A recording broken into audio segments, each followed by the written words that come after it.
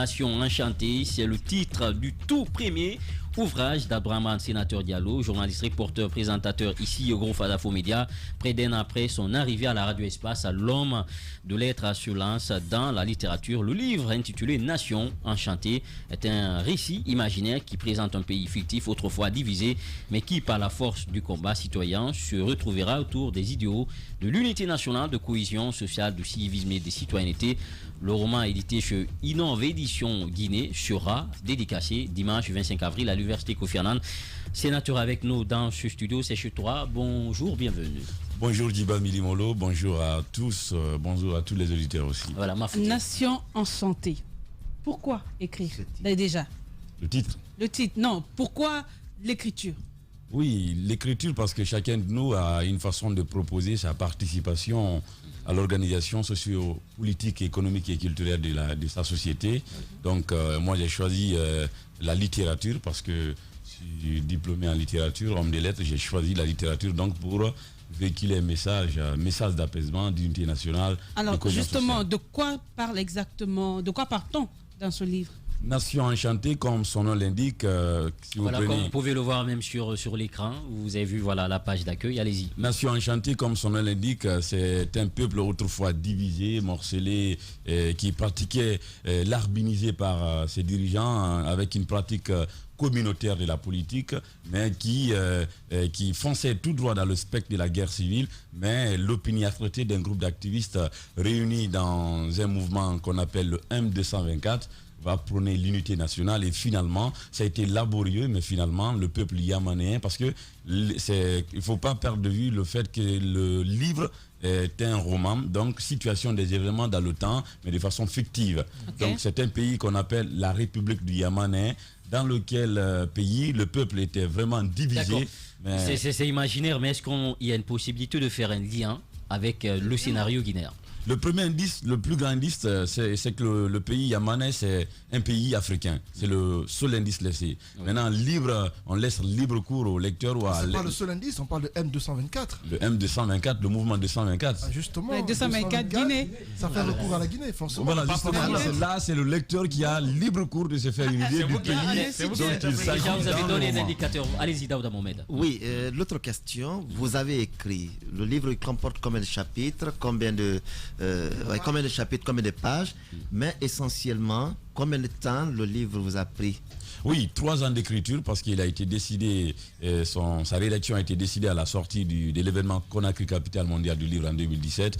J'y étais en tant que participant avec mes élèves et à la sortie, j'ai causé avec le ministre sénégalais de la Culture qui était l'invité, payé invité d'honneur. Il m'a dit, quand on a causé, il dit à la sortie, jeune homme, tu devrais écrire. J'ai dit d'accord. Et cette phrase m'a motivé. J'ai dit à mes élèves, l'année prochaine ou les années qui suivront, vous allez venir au 112 des livres avec mes affiches ici et mon livre. Et j'ai décidé, donc le livre, c'est 141 pages, 3 différentes parties. La République du Yamané telle qu'elle, on l'a présentée comme elle est, divisée, nation morcelée. Et deuxième partie, on a sous l'orage, l'orage qui vient avec les difficultés. Troisième partie, on a le bout du tunnel. Et c'est justement le bout du tunnel là qui vient avec la joie retrouvée, l'enchantement. L'enchantement, donc cette joie retrouvée. Voilà, tout à l'heure, vous parliez des 72 heures de livre parce que le déclic même en réalité est venu d'un événement lié au livre. Justement. Et nous sommes au week-end, justement, aujourd'hui, demain et après-demain, c'est la même chose. Quel est le lien? Parce qu'on sait que vous déjà, vous sortez votre livre le dernier jour de cet événement-là. Oui, le déclic est venu, comme vous l'avez constaté, lors des 112 heures du livre, à travers l'événement Conakry Capitale Mondiale du Livre. Donc j'ai choisi, le livre, il est bouclé depuis, je crois, 6 mois. Donc on a choisi d'attendre à l'occasion d'une autre édition des 112 heures du livre, donc la 13e édition qui est là. Quel est le lien entre votre sortie du livre et les organisateurs même de cet événement? C'est bien, je comprends maintenant. Le livre a été édité par Innove Édition, mais cette année, toutes les dédicaces ont été placées dans le sillage des 112 heures du livre. Voilà, la dédicace, c'est ce dimanche 25 avril à l'Université Kofi Annan. Qu'est-ce qui est prévu? Ouais, il y a beaucoup de personnalités invitées. Il est prévu une dédicace sobre, pas Voilà, il n'y a pas de caractère festif. Voilà, coronavirus oblige, donc il faut venir à Kofi Annan, à la salle Malik Condé, pour assister donc au baptême de feu. Il a coûté combien ce livre? Le livre, justement, sera vendu à 100 000 francs le jour de la dédicace, mais le prix officiel, c'est 12 €, donc 120 000. Voilà, est-ce qu'il est disponible sur les plateformes électroniques? Dès après la dédicace, on le mettra en ligne sur Amazon.com et tout le monde aura accès. Voilà, allez-y rapidement. Quand on sait que beaucoup de Guinéens ne lisent pas, aujourd'hui, comment un sénateur ferait pour que les jeunes lisent Nation Enchantée? Parce que Nation Enchantée, c'est quand même porteur d'espoir. Comment pousser les jeunes à lire ce livre? Oui, porteur d'espoir, je l'ai dit sur les réseaux sociaux, c'est la renaissance de la notion de l'engagement dans la littérature guinéenne, mais j'ai fait une tournée scolaire hier, Nation Enchantée. On est passé dans 3 communes, dans différentes écoles. Je crois qu'on est passé dans 8 écoles. C'était pas suffisant, mais c'est pour donner le temps. On a décidé de placer le combat pour la lecture et le livre au sein même des établissements scolaires. Je crois que c'est la meilleure façon pour rectifier le tir, parce que le combat pour la lecture et le livre a été placé au-delà des établissements, dans les forums, dans les colloques. Ça ne marche pas comme ça. Il faut répartir dans les écoles, répartir dans les universités. C'est là où le combat doit se mener. Voilà. Et c'est ce qu'on a essayé de faire. Vous l'avez compris, Nation Enchantée, c'est avec Abdourahmane Sénateur Diallo qui a décidé d'écrire chose qui n'est pas du tout aisée. Et c'est quand même un roman édité chez Innov Édition Guinée. On a constaté ces dernières années, ou moins, que les jeunes sont en train d'écrire. Est-ce que ce talent là, parce que c'est bon d'écrire, mais beaucoup s'imaginent que lorsque vous êtes écrivain, vous ne faites pas de fautes. Comment on vous assiste dans cette étape-là? Non, mais c'est pas. Il y a beaucoup de fautes, il y a beaucoup d'imperfections. Mais dans les maisons d'édition, vous avez des comités de lecture. Nation Enchantée a été élue par une dizaine d'auteurs, dont le docteur Ifono qui a paraphé la correction. Et avant d'aller à la maison d'édition, et à la maison d'édition, il y a aussi un comité de lecture qui a renvoyé, avant de tirer.